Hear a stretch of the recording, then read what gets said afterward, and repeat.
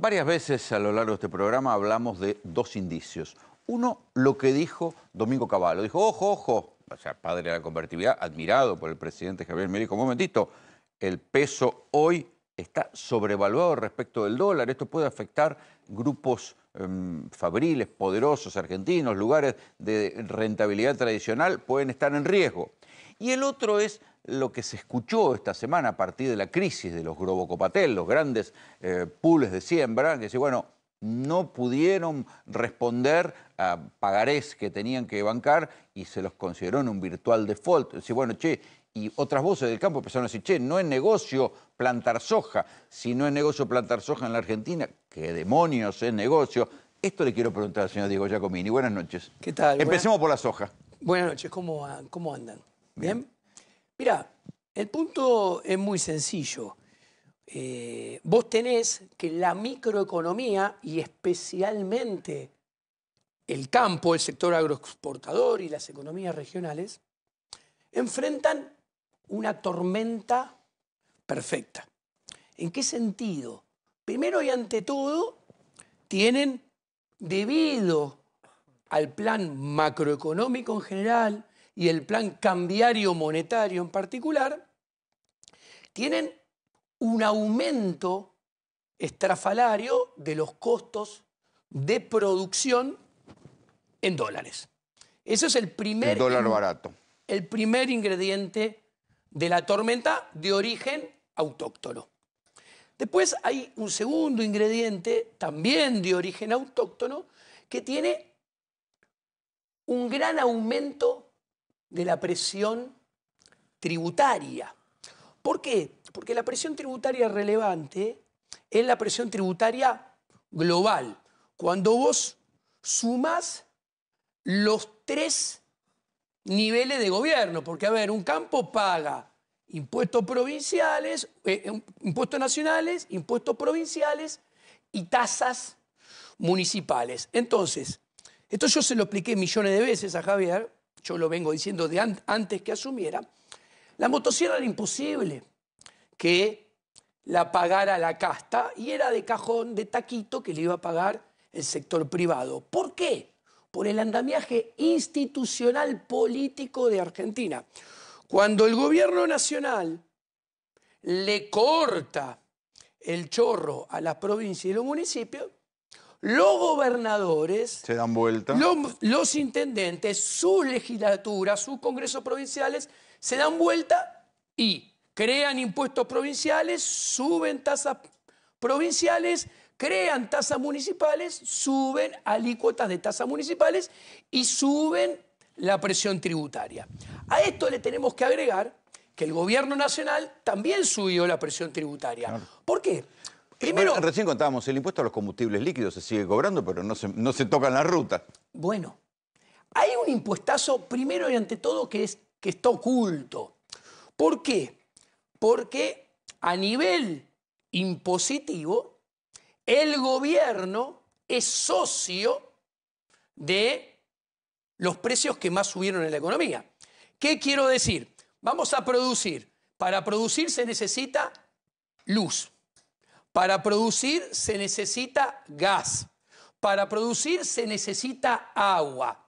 Si las tarifas de todos esos servicios se subieron entre 300 y 400% con la política cambiaria que hay, quiere decir que prácticamente todos esos costos de producción subieron alrededor de 250 300%. Ahora bien, el gobierno de liberal no tiene absolutamente nada porque no ayudó al sector privado diciendo, che, subo tarifas para que haya inversión en el sector energético, por decirlo de alguna manera, pero yo no soy socio del sector energético, soy socio del sector productivo privado y le bajo las alícuotas a todo esto para darle alivio al sector privado. No, dijo, yo soy socio de las tarifas y yo también cobro las alícuotas sobre una base imponible 300, 400% más. Milei dice que para este año va a bajar impuestos. Bueno, a ver, primero y ante todo, acá hay de vuelta un gran problema institucional y hago hincapié en el régimen político. Él baja impuestos nacionales que, perdón, como estoy diciendo, él hasta ahora lo subió. La presión tributaria nacional la subió. Hay que ver qué va a hacer en el 2025. Pero ahora, él dice que los va a bajar. Punto número 1. Le doy la derecha, vamos a creerle. Pero también tiene que seguir el motosierra. ¿Por qué? Porque el superávit fiscal como resultado, o como objetivo, mejor dicho, de política económica, exige que, dado que los intereses de la deuda en pesos, por ejemplo, de ALECAP, que surgen de la capitalización, que surgen, perdón, del swap, del cambio de deuda de Banco Central por deuda de Tesoro, se capitalizan y algún día va a haber que pagarlos, esos intereses debajo de la alfombra, crecen, lo cual... Me inquieta, porque estás coincidiendo con Lecher. ¿De cuál? Me inquieta. ¿Qué vamos a hacer? Me inquieta. Estas cosas... No quiero ponerlos nerviosos, chicos. No, pero ¿sabes qué pasa? Que cuando las mentiras son tan groseras, coinciden el de Boca y el de River. Cuando los problemas son tan grandes, como cuando se muere el Diego, y vos ves la foto de lo de Boca y lo de River abrazados. Hay cosas que exceden, que son tan descarnadamente verdad, y que hay un poder político, como todos, bajo otro maquillaje que lo pretende ocultar, como todos, que los extremos diferentes dicen, no, pará, tan tontos no somos. Esto es la contabilidad creativa más grande de la historia. ¿Qué quiero decir? Los intereses de ALECAP, cuando vos los sumás, todos los del 2024, son casi el triple del superávit fiscal informado.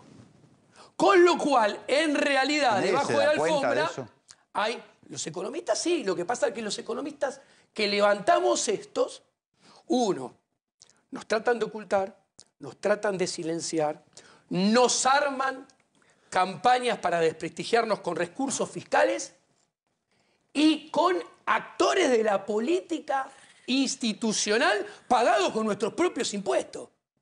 Cuando en realidad no estamos perjudicando a nadie, estamos dando nuestro análisis macro y después microeconómico. Entonces, yo estaba diciendo, imagínate, le doy la derecha que le creo. No le creo porque si el objetivo primordial es el déficit fiscal, el superávit fiscal, no hay espacio para bajar impuestos nacionales. Ahora, si se animara a bajar impuestos nacionales, como el motosierra tiene que seguir porque va a bajar impuestos nacionales, ¿qué va a pasar? El gobernador y el intendente se van a seguir dando vuelta y van a seguir subiendo la presión tributaria. O alguien a lo largo y a lo ancho del país no se está horrorizando con los números de las boletas que le van a venir en el 2025, de las tasas y de los impuestos provinciales. Ahora, ¿el gobierno nacional puede hacer eso? No, no puede hacer eso. O sea, no puede cambiar eso me refiero. No puede hacer porque institucionalmente no lo puede hacer. Porque estamos con un federalismo trucho. ¿Por qué? Porque un federalismo de verdad es cada gobernador debería recaudar, no debería recaudar el gobierno nacional y las provincias le deberían pasar al gobierno central, que debería gastar mucho menos de lo que gasta. ¿Por qué lo digo esto? Para que lo entienda la gente. A ver, la policía es provincial. Claro. La educación. Los hospitales la salud. Y los médicos son provinciales. Los colegios, los maestros son provinciales. Los tribunales, los jueces son provinciales. O sea, el gasto que supuestamente el liberalismo defiende está en hombros de las provincias. Entonces, acá habría que cambiar todo el sistema institucional. Mirá lo que te voy a decir. Empezando, dando vuelta cómo se recauda, que dije, tiene que recaudar las provincias, y el gobierno nacional debería ir para atrás y dar vuelta a lo que hizo Domingo Felipe Cavallo. que se hizo cargo de 13 cajas de jubilaciones. Deberían volver todas a provincias, que esto es muy interesante, porque todo administrador nacional se desgarra porque paga jubilaciones. Les cuento, las cajas de la provincia de Buenos Aires, la caja de Córdoba y la caja de Santa Fe, que son las 3 cajas más grandes, siguen estando en los hombros de las provincias. Con lo cual acá viene la mentira más grande. Nación, ¿en qué gasta Nación? Ahora, en y la acá deuda, termino. en el pago de servicio de la deuda. Bueno, pero acá viene Milei, que yo antes que fuese presidente, que mentía, así como Esper también mentía, vamos a cambiar la coparticipación. Le mentía a la gente. ¿La pueden cambiar la coparticipación? No, no la pueden cambiar la coparticipación. Es simple, porque hay 6 jurisdicciones que pierden como loco con este sistema político, que son las grandes, y 18 que ganan. Y como es una ley especial que necesita mayoría especial de los presentes en el Senado, donde toda la provincia tiene el mismo peso, nunca están esos senadores. La pregunta de no tiene solución, esa es la conclusión. No tiene solución bajo este sistema político. Por eso, cuando uno mira el PBI per cápita de Argentina en el largo plazo, mira, te voy a decir una cosa. Imagínate que a Milei se le da el sueño húmedo y le sale todo como quiere en el 2025. Más o menos como es. Mira, el PBI rebota más 4.6, más 4.7%, que es un supuesto muy bueno, porque mes tras mes, a lo largo de acá, hasta final del 2025, la economía, mes contra mes anterior, se recupera 0.3. Que eso es el promedio de los últimos 2 meses. O sea, no se manca nunca. Bueno, cierra en más 4.6. ¿Ok? Perfecto. Primero te hablo del crecimiento, después la inflación y el dólar. ¿Dónde termina ese 2025 del sueño húmedo del Poder Ejecutivo Nacional? Termina con un 2025 que a nivel de producción de bienes y servicios, no generación de riqueza, es otra cosa, producción de bienes y servicios, queda empatado con más o menos con el 2017 y con el 2022, pero con casi 5 puntos porcentuales más de población, 4 puntos porcentuales más de población que en el 2022 y 9 puntos porcentuales, 10 más de población que en el 2017. Con lo cual, la generación de riqueza, que es lo que importa, porque la variación del PBI, que sea positivo, no es crecimiento económico. No. Crecimiento económico es cuando el PBI per cápita crece sostenidamente como mínimo 5 o 10 años seguidos. O sea, de acá hasta que termine este mandato, nadie puede estar seguro que Argentina está en un sendero de crecimiento genuino. En términos de PBI per cápita, si se da el sueño húmedo de Milei, la generación de riqueza del 2025 termina por debajo de la del 2022, por debajo de la del 2019, el derrape de Macri, por debajo de la del 2017, por debajo del 2015. Y esto es lo interesante, tanto que habla de tendencia Milei. Si la economía le sale todo bien en términos de crecimiento y da más 4.6, la tendencia lineal del PBI per cápita es exactamente la misma a final del 2025 que la del 2011. Está bien, pero ¿podría haber hecho otra cosa? Sí, ahora voy, pero te digo que, déjame avanzar. Ahora, ¿qué quiero decir? Si la tendencia lineal es exactamente la misma, tanto que habla que es especialista en crecimiento, que parece que la pifia bastante, lo interesante de esto es, no cambió nada, es más de lo mismo. Él necesitaría haber crecido este año y necesita crecer el año siguiente, 2025, casi al 10%, como hizo la convertibilidad en el 91, 92, que bajó la inflación mucho más rápido, mucho más fuerte, con los 2 años creciendo el 9%. Si ese fuese el escenario, sería otra historia. Ahora, ¿qué pasa con lo que te estoy explicando yo? ¿Cómo lograría? Y este es el punto. El sueño húmedo, si vos le preguntás, le encanta el tipo de cambio fijo, por eso admiró siempre tanto a Cavallo y por eso tuvo terror de abrir el cepo y dejar de flotar pero Cavallo el tipo le está de diciendo, cambio. ¿está 20% sobrevaluado? Imagínate, si Cavallo se anima a decir esto, que siempre se da cuenta de las cosas tarde, se dio cuenta que la estrella era Menem y no él tarde, se dio cuenta que con De la Rúa no ibas a llegar a ningún lado, también tarde. Hace poquito yo le expliqué. Se aferró al 1-1 tarde. No, dijo que Massa había estabilizado bien la economía al 6%. Le dije, doctor, yo lo conozco personalmente. ¿Cómo la está pifiando? En teoría, en números técnicos, pragmáticos del todo día. Esto se va a ir al 12, 13, tranquilamente. Y así aconteció. Ahora, vuelvo a lo que quería explicar. ¿Cómo lo lograría? Ama el tipo de cambio fijo. Imaginemos un escenario que se le da todo lo que él quiere. Bueno, el crawling peg se baja del 2 al 1 en marzo y sigue al 1 hasta final de año. ¿Ok? Perfecto. La inflación converge como es el sueño húmedo al 1, uniéndose con el crawling peg de 1 a final de año. Eso te da una inflación en la punta de diciembre de 30. 26%. 27. Es el sueño húmedo. No estoy diciendo que se va a dar. Estoy partiendo del mejor escenario a propósito. Al mismo tiempo, eso es $1 a final de año de 1.200 pesos.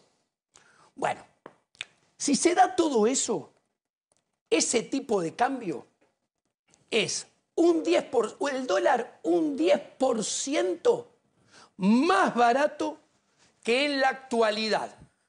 Si asumimos una depreciación del real contra el dólar alrededor del 10%, porque el dólar index, cualquiera que lo mira en el mundo, va a seguir fortaleciendo. Estoy siendo generoso, 10% nada más.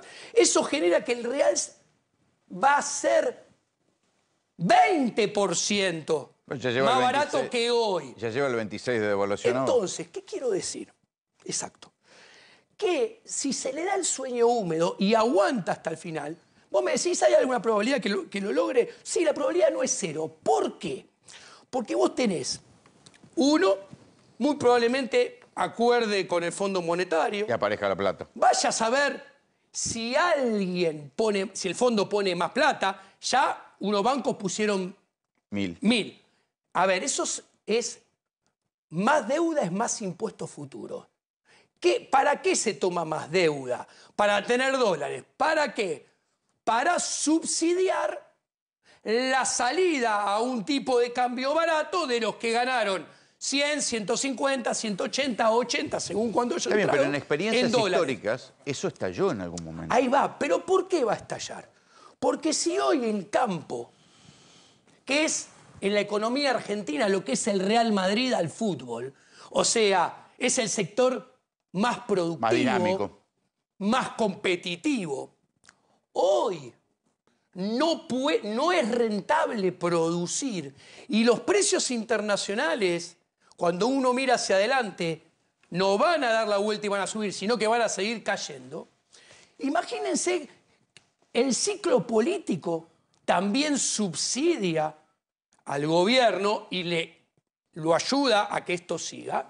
Los empresarios, los empresarios y los empresarios de todas las asociaciones, ¿ustedes escucharon alguna vez que hablen mal de algún presidente? Nunca. Del que esté hablan siempre bien.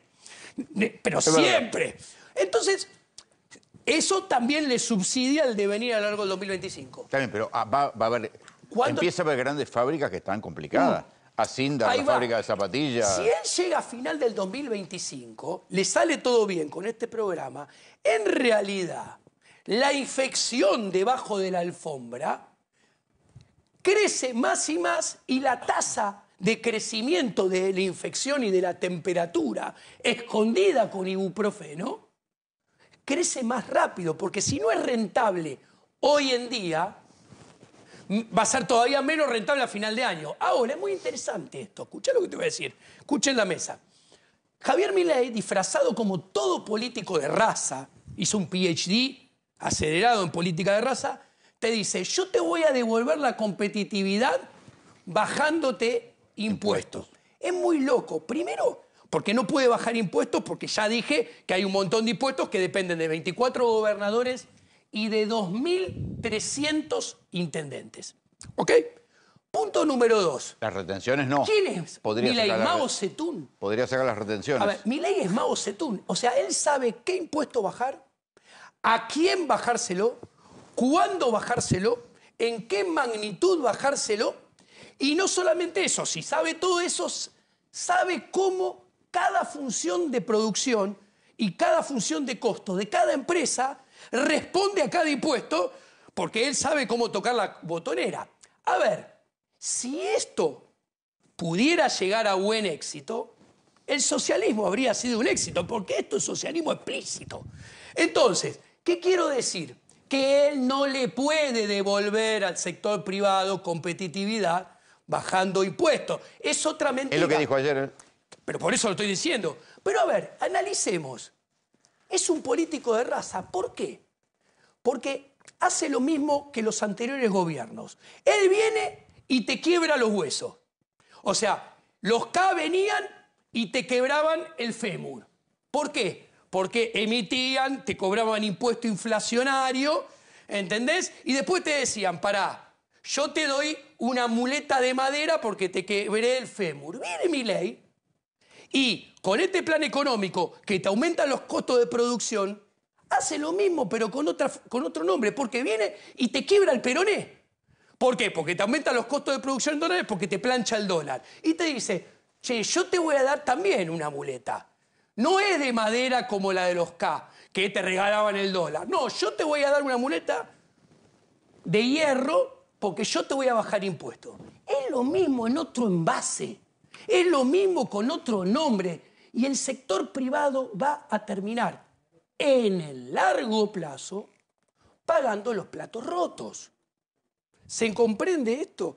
Porque esta es una cuestión de fondo que viene por arriba del plan económico y las mediditas puntuales que se discuten día a día y que aparecen en las noticias en los portales de Internet.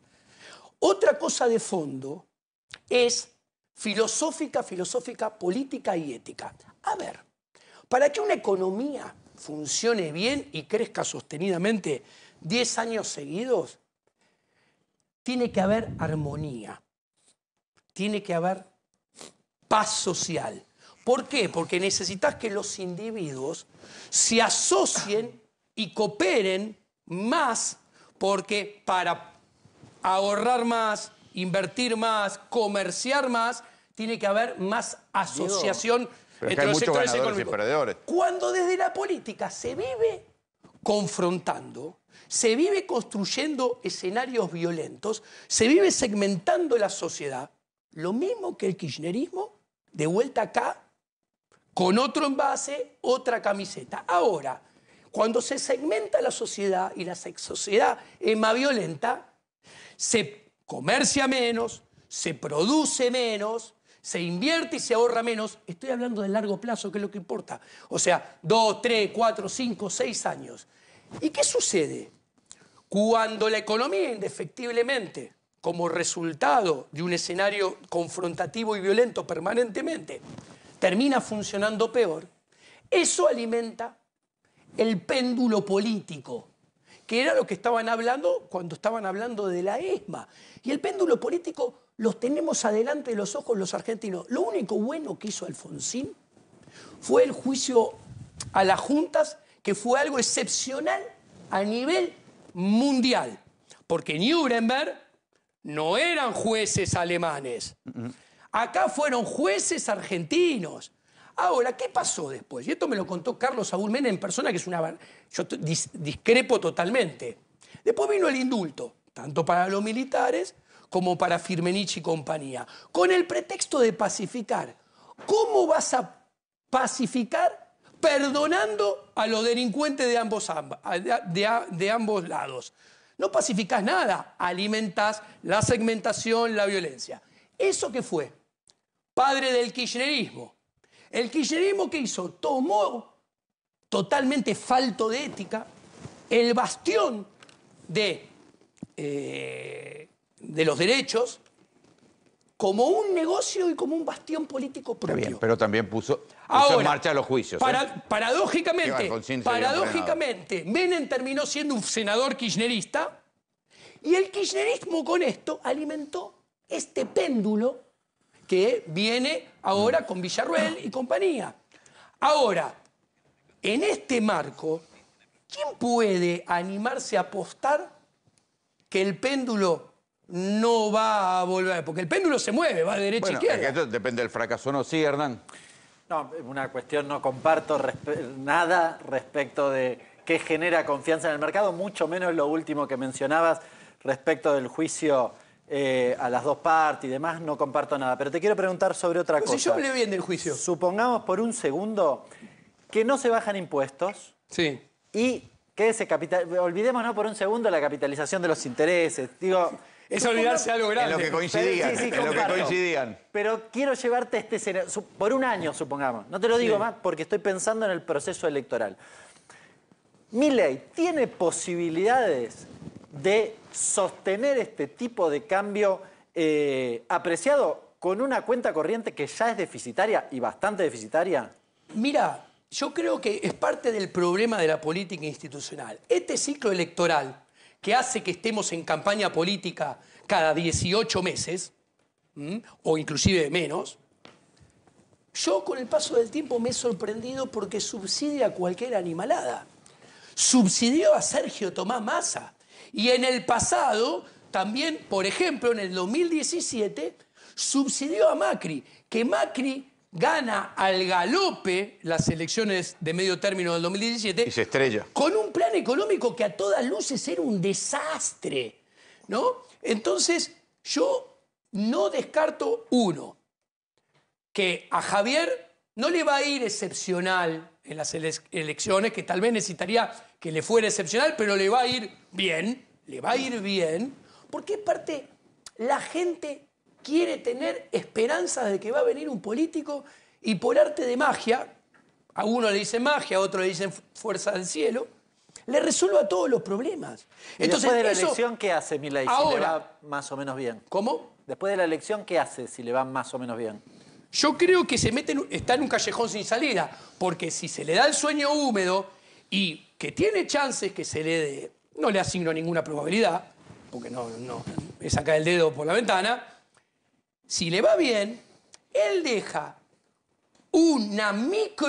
va a dejar una microeconomía en el último trimestre postelectoral del 2025 totalmente carcomida en lo productivo, en lo rentable, en la capacidad de hacer negocios. ¿Y qué sucede?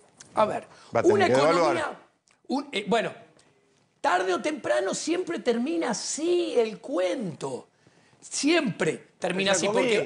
Sí, pero ¿se puede hacer otra cosa que no sea devaluar? Mira, yo lo dije siempre, yo hubiera hecho cosas totalmente diferentes desde el minuto cero. ¿Ok?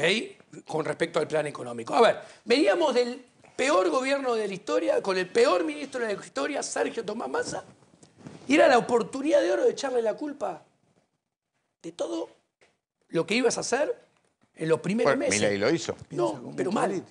A ver, yo hubiera liberado el cepo. A ver, a noviembre, que es el último dato oficial que hay, que es mentiroso, esto lo tiene que saber la gente. Es mentiroso porque no refleja la verdad, no porque toquetean los números. A ver, la canasta del IPC es del 2016, cuando el PBI per cápita era, redondeando, 14% más alto que hoy en día. ¿Qué quiero decir? Era una sociedad infinitamente menos pobre que la de hoy. Con lo cual, la gente gastaba de otra manera.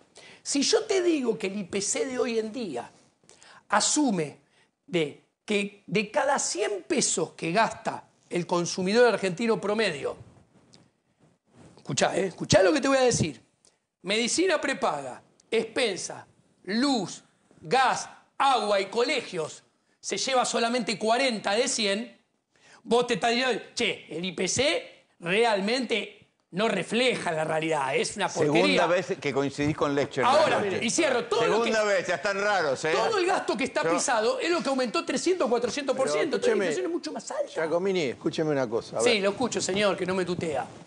No, yo no tuteo, no soy... A los amigos tuteo nada más. Escúcheme una cosa.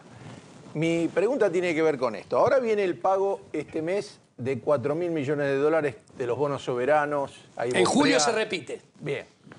Ahora, de decir que lo que estamos viendo de la reserva de 32.000 va a volver abajo de los 30, va a estar en 28, 27, van a quedar así.